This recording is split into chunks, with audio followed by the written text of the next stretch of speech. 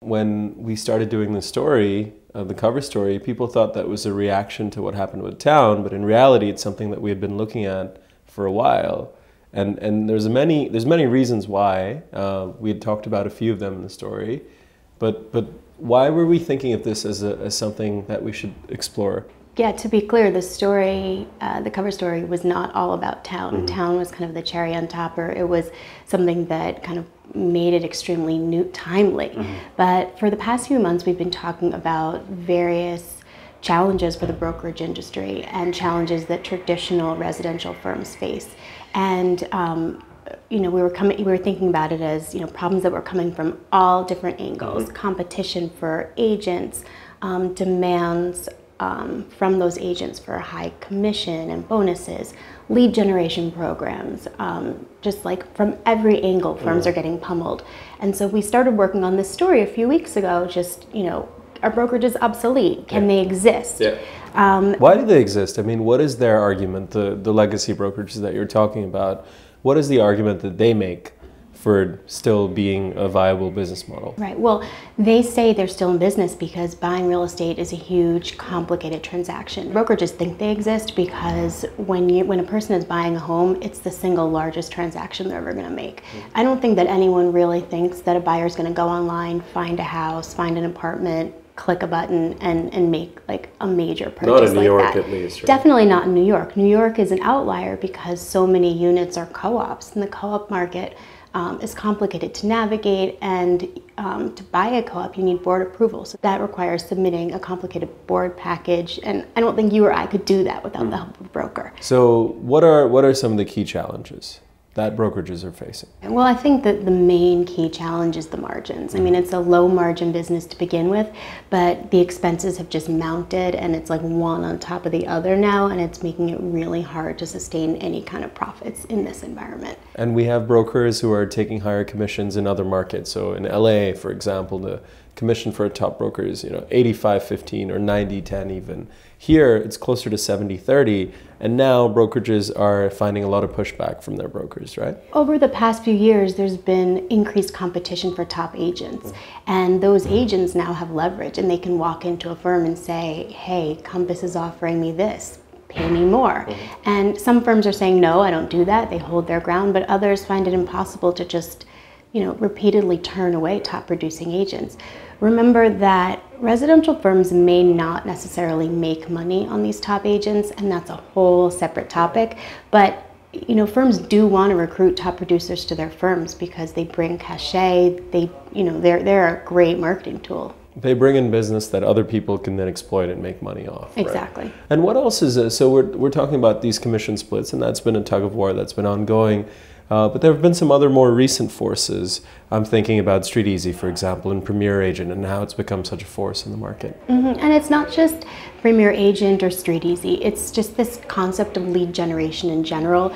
What the concept is that an agent can go online and purchase advertising, become an advertiser, and buy buy-side leads, and and essentially take business away from a listing agent or a traditional firm that might otherwise have been involved in that deal. And typically they had dominion over these top listings, right? The top firms, the 4 or 5 firms that essentially used to control, in a sense, most of the high-end listings in New York. So before lead generation became a force in New York, before Premier Agent came out last year, there were, the biggest firms held most of the listings.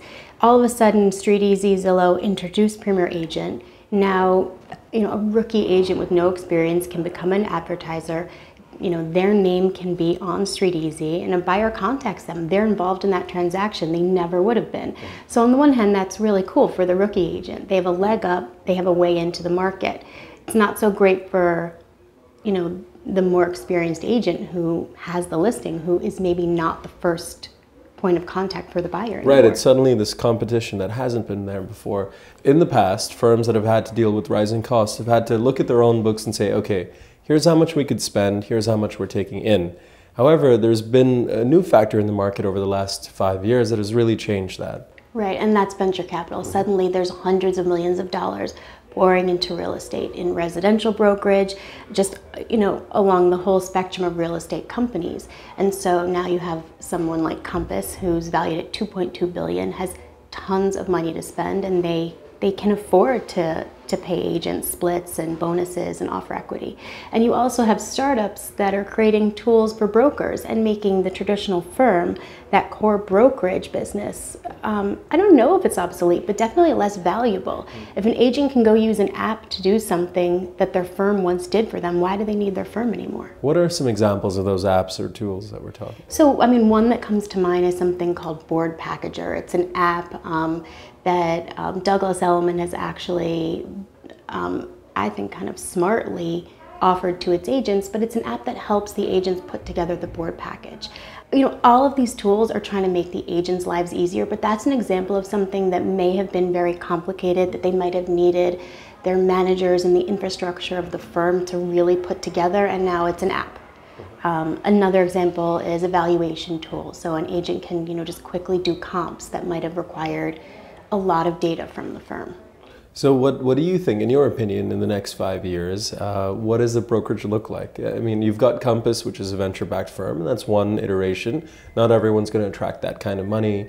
What's another way that a brokerage could last or make it? Well, I want to say that if I were about to buy a home, I would use an agent. I don't think that agents are going away. I don't think that they're becoming obsolete tomorrow, but I think that they're going to look really different. I think if you're talking about buying, you know, a cookie cutter house somewhere in the middle of the country, the agents are not going to play as large a role. I think for complicated, large deals, they are.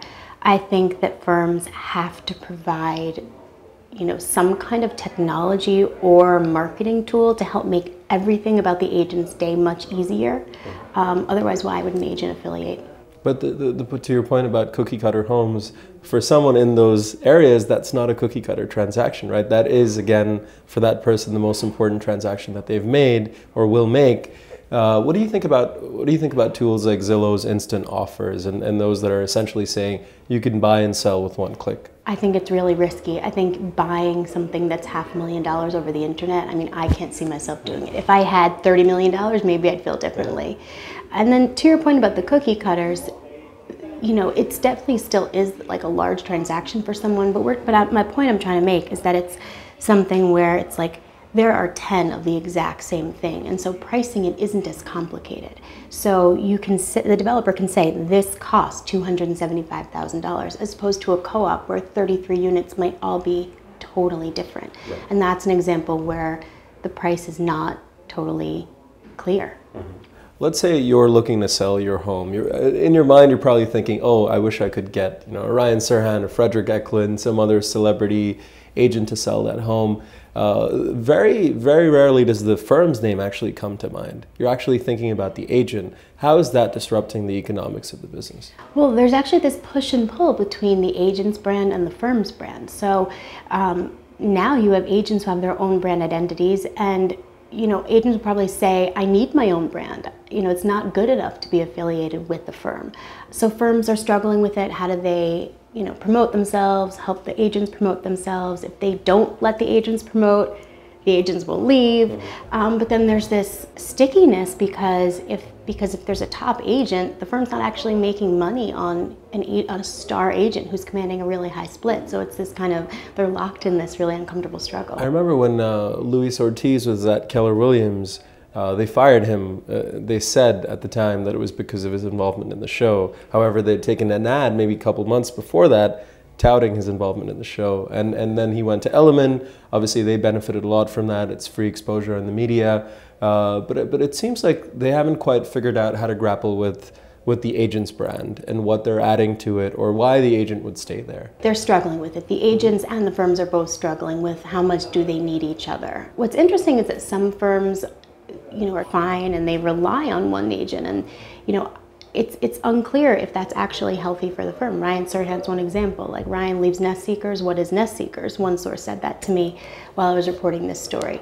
A firm like Douglas Elliman, they only let teams get so big, and there's no one agent or one team that dominates the listings and the sales, which might be a healthier way to go. Right, it's an interesting thing to think about, especially because you've got so many factors sort of coming into these firms, and the question of why firms are around or why they exist seems to be a pretty relevant one right now. So, EB, thank you.